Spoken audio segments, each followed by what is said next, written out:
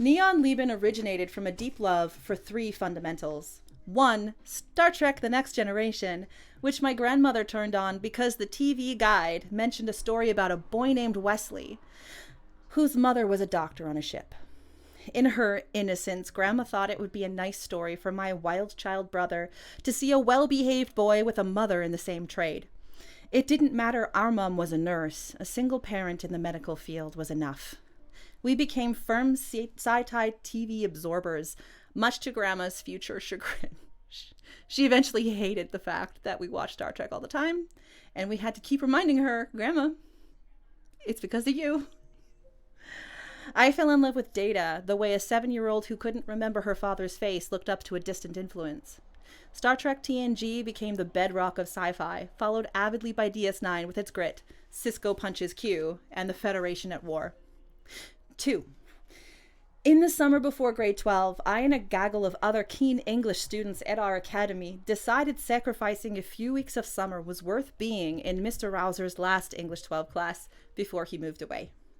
We spent hours in a deep dive of science fiction, studied Amadeus, Blade Runner, and AI, artificial intelligence, on the large tube television wheeled into class on a matte black cart. The day we read Johnny Mnemonic by William Gibson and discussed Do Androids Dream of Electric Sheep by Philip K. Dick, my eyes opened. Those short stories were the apple on my Edenic tree, and with a firm crunch between my teeth, I knew science fiction was the blood in my veins. Prior to this, my education included the usual children's classics, The Chronicles of Narnia, Where the Red Fern Grows, a healthy dose of Shakespeare, and Zone en français, et Le Petit Prince. Le Petit Prince was... Oh, c'est le meilleur. At the end, he handed me a dog-eared copy of Count Zero by William Gibson, with a word about how much he thought I'd dig it. William Gibson is my favorite author to this day. The last lifelong influence is the Spiritual Machines album by Our Lady Peace. As young teens, my older brother and I kept our musical tastes hidden from well-meaning but strict Christian grandparents and our mum. No rock, but a... Be careful, little ears, what you hear.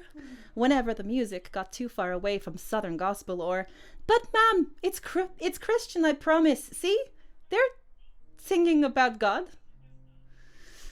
When my brother got his driver's license, our world opened drastically. On the drive to school, there was Metallica, Live, Matthew Good Band, and Our Lady Peace.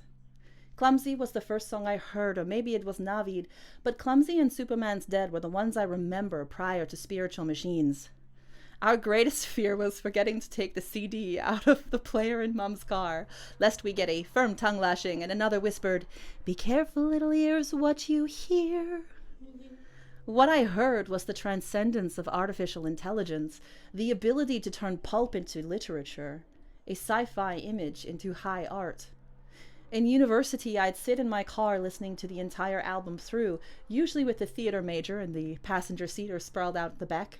We'd watch the massive old-growth trees beside the arts building sway as Rain Maida sang. Can artifice become sapient? Is everything going to be all right? In Repair remains one of my favorite songs in the history of music. It lives beside Henry Purcell, David Bowie, J.S. Bach, Matthew Good, Soen, and the one I picked up from Jesse, Flesh God Apocalypse. Without these influences over my formative years, I would be a proponent of literary fiction, realism-drowned narratives, poetry based on the sorts of poets you learn about if you get off the regular path and dive into academics as a life's pursuit.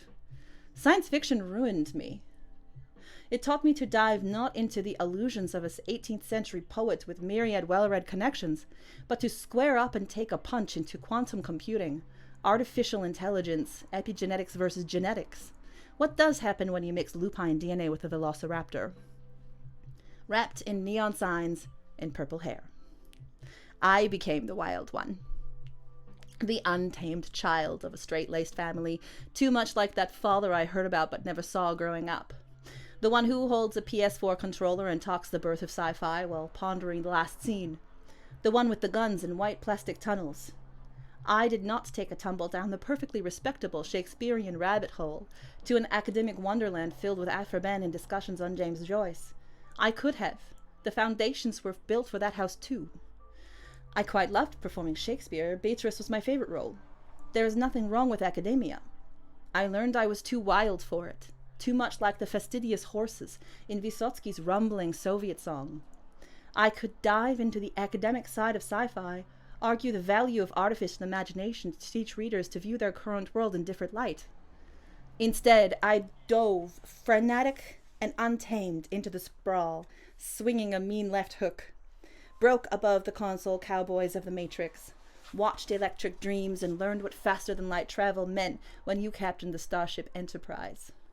All in, NEON Lieben is an expression of these myriad influences, of Jungian archetypes and a vivid imagination strong enough in physics to dip my toe into the realm of quantum computing, with help from an intelligent friend of mine who has degrees in the stuff.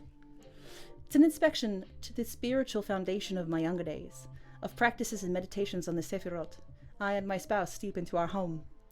Two stories intertwine. GMO soldier Adrastos discovers humanity, and little harmless Max Allard has to bring him back before the ubiquitous all is lost. The grieving scientist 70 years prior, who built an android to combat the death gnawing at his heartstrings.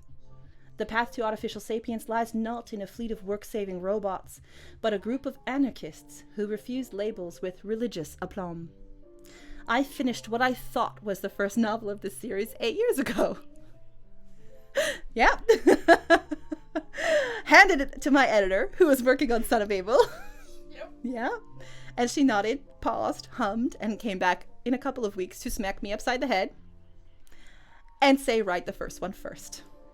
Hedonism wholesale, ink remains in the vault. And Tegan was right. Any good science fiction piece requires an origin point, a genesis machine to ground the future stories within a world uniquely of our own design.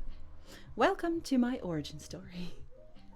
The birthplace of Adrastos, Max Allard, and the android queen who called herself Mother sometime between creation and the day Adrastos washed up on the shore of Ucluelet's Carolina Sound.